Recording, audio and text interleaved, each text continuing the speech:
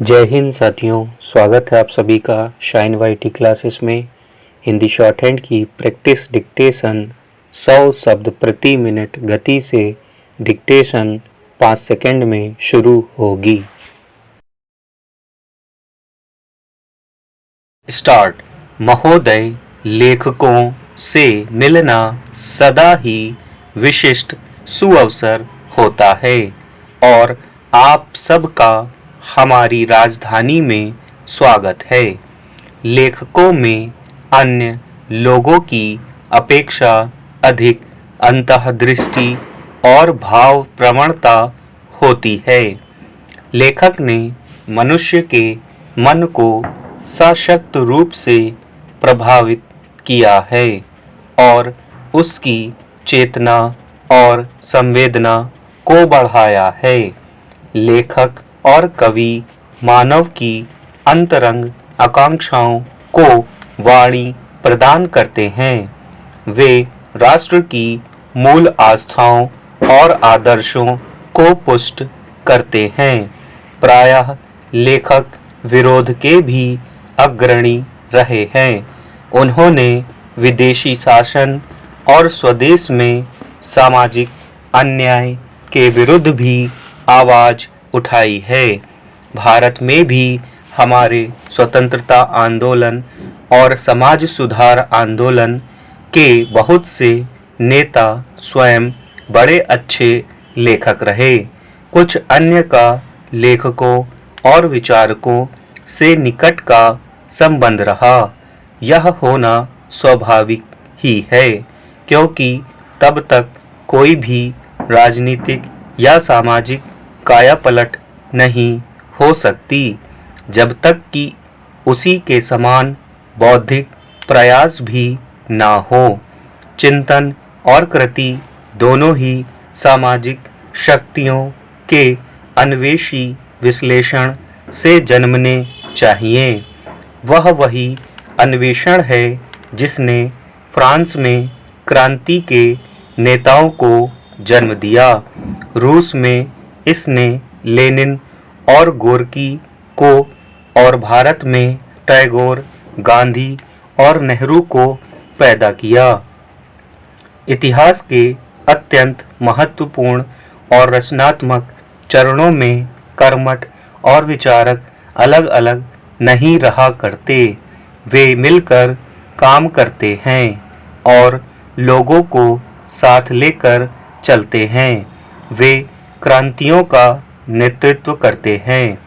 यदि उनके प्रयासों में संवेदना का भी संयोग हो तो कवि और लेखक के नाते वे परिवर्तन का भी सशक्त साधन बनते हैं।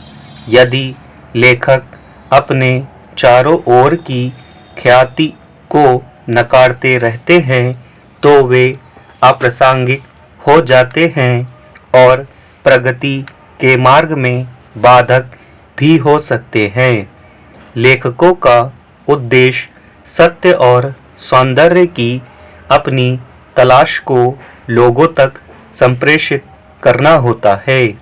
गुलामी के काल में हर चीज राजनीतिक होती थी, क्योंकि हर सच्चे आदमी के सामने एक ही लक्ष्य स्वाधीनता था। स्वाधीनता प्रेम ही प्रत्येक सृजनात्मक प्रयास का केंद्र होता था। अफ्रीका और एशिया के अधिकांश राष्ट्र अब स्वतंत्रता प्राप्त कर चुके हैं। अब हम अपने ही देश में परदेशी होने के तिरस्कार को दूर कर चुके हैं। फिर भी हमारे दो महाद्वीपों में कुछ ऐसे लोग हैं जो स्वतंत्रता और समानता के लिए संघर्षरत हैं। उन सब सिपाहियों के लिए जो स्वतंत्रता और राष्ट्र सम्मान के लिए लड़ रहे हैं, हम स्वाभाविक रूप से अपनी सहानुभूति प्रकट करते हैं और उन्हें प्रणाम करते हैं। यद्यपि हम राजनीतिक रूप से स्वतंत्र और प्रभुता संपन्न हैं, पर स्वतंत्रता की लड़ाई अभी पूरी तरह समाप्त नहीं हुई है। सामाजिक कायापलट तो अभी होना शेष है। हमारे ही देश में कुछ ताकतें ऐसी हैं जो सदा स्वतंत्रता को कम करने के लिए काम कर रही हैं। कुछ यह चाहती हैं कि नव स्वतंत्र राष्ट्र कमजोर और बटे हुए रहें। दुर्भाग्य से कुछ लेखक भी कभी-कभी इन ताकतों के जाल में फंस जाते हैं। महोदय, भारत में हमारी राजनीतिक प्रणाली ने हर व्यक्ति को अपने विचार प्रकट करने की पूरी स्वतंत्रता दे रखी है। हमें विश्वास है कि जनता में प्रतियोगी सिद्धांतों को तौलने और अपना निर्णय करने की समझ है और वह झूठे सिद्धांतों को ठुकरा देगी और सच्चे को स्वीकार करेगी। यदि लेखक संकीर्ण और हानिकारक सिद्धांतों का प्रतिपादन करेंगे तो अंत में लोग उन्हें ठुकरा ही देंगे। नव स्वतंत्र देशों के हम लोगों को अंधविश्वासी ताकतों के विरुद्ध एक जबरदस्त संघर्ष करना है। फूट के बीज वे चाहे धर्म, जाति या भाषा किसी के नाम पर हों, राष्ट्रीय एकता और स्वतंत्रता को खतरा पैदा कर रहे हैं। अपनी स्वतंत्रता की लड़ाई के दौरान हमें जो अनुभव हुआ उससे हमने सीखा है कि हमारी आपसी फूट के कारण ही हम कमजोर होते हैं और जब भी हम संगठित रहे हैं हमारी शक्ति असीम रही है और यह बहुत बड़ी चीज है।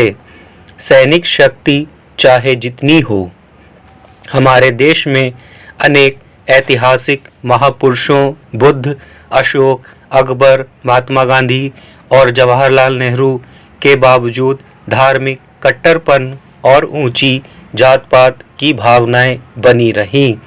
अतः हमारे समाज में लेखकों को बहुत बड़ा काम करना है। उनके लेखों से उस बृहत्तर स्वतंत्रता का प्रचार होना चाहिए जो सामाजिक समानता, धर्मनिरपेक्षता और बुद्धिपरक चिंतन पर आधारित है। एक प्रश्न बार बार पूछा जाता है, क्या लेखकों को राजनीति में भाग लेना चाहिए? यह तो उन्हें सोचना है। राजनीतिज्ञों को कोई आदेश नहीं देना है। लेखक चाहे राजनीति में आए या ना आए, जीवन की चुनौतियों और जोखिमों को वे नज़रअंदाज नहीं कर सकते। वे जनता के सुख दुख की उपेक्षा नहीं कर सकते, अन्यथा वे किस प्रकार के साहित्य का सर्जन करेंगे? क्या उन्हें अपने काव्य और निबंधों, अपने नाटकों और उपन्यासों द्वारा जीवन को समृद्ध नहीं करना चाहिए? छपाई, शिल्प और प्रसारण को हमेशा मानव कल्याण और लोगों की भलाई के लिए ही नहीं उपयोग किया गया है। असंख्य पुस्तकें और पत्र पत्रिकाएं ऐसी हैं जो पक्षपात, घृणा और हिंसा का प्रचार करती हैं। ऐसे राष्ट्रों में जहां सब लोग अभी साक्षर नहीं हुए हैं, वहां उन्नत समाजों की अपेक्षा छपे हुए शब्दों का अधिक मान होता है। अतः जिसे और कहीं सनक कहकर टाला जा सके, उससे यहाँ गलतफहमी और तनाव पैदा हो सकते हैं। यद्यपि सब राष्ट्र राजनीतिक रूप से स्वतंत्र हो चुके हैं, किंतु हम कुछ सीमा तक बाकी दुनिया को उसी अपने पुराने शासकों की नज़र से ही देखते हैं। कुछ अफ्रीकी एशियाई देशों में पुस्तकें, विशेषकर उच्च शिक्षा की पुस्तकें मुख्य रूप से अंग्रेज या अमेरिकी लेखकों की ही हैं। कुछ दूसरे देशों में अधिकांश पुस्तकें फ्रेंच लेखकों की हो सकती हैं। निश्चय ही अंग्रेजी और फ्रेंच दोनों भाषाओं में खुले दिमाग के विद्वान हैं, किंतु क्या अपने राष्ट्र के प्रति झुकाव से कोई बच सकता है? यह आवश्यक है कि हम आपस में एक दूसरे राष्ट्र से सीधा संबंध शीघ्र स्थापित करें और प्रगति की ओर अग्रसर हों। स्टॉप।